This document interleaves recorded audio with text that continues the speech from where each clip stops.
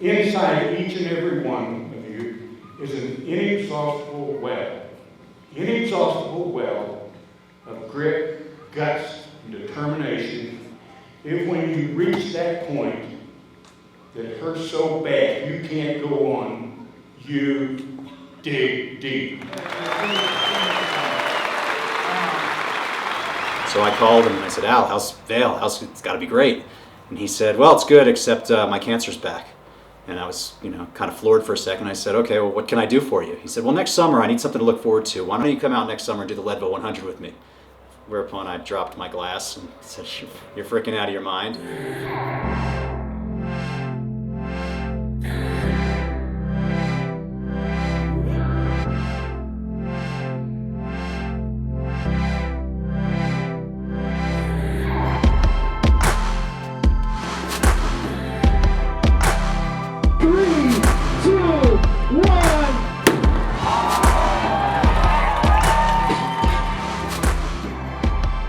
I was turning 40 that year. I said, if I'm going to do this kind of as my 40th birthday present to you, why don't we make this worthwhile and do this as a fundraiser for First Ascents? My wife, and she came to me one day and she jokingly said, hey, do you want to do Leadville? I'm like, nah, I'm not really into racing anymore. Well, it's for First Ascents. And I'm like, yeah, I need to do this. I need to raise some money. So I'm riding for Rob Mahan, one of my best friends and roommate who passed away from cancer. And you have the challenge of climbing Columbine. It's really a metaphor for everything that the families of cancer fighters and survivors go through. What's fantastic about it is there's just so many people out riding it that all have different causes or reasons to do it. So there's a lot of good energy.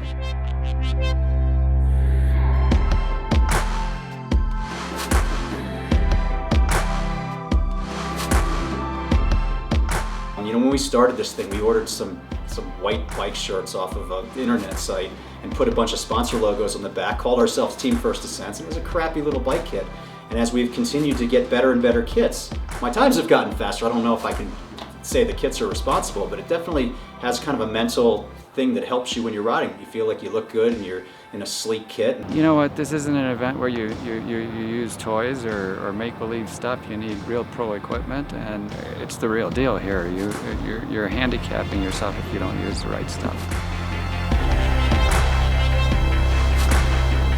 Aside from my own finishing, from seeing somebody that I've convinced that they can do it, watch them train, and watch them cross the finish line and get the buckle. I mean, that's just as good as me finishing. And that's kind of like what First Ascents is sending people to these camps who are going through chemo and radiation and having to overcome obstacles and doing something they don't think they can do, and then when they come out the other side, they're better for it. So there's a big parallel there. $1 million raised by a bunch of scraggly mountain bikers. Not too bad.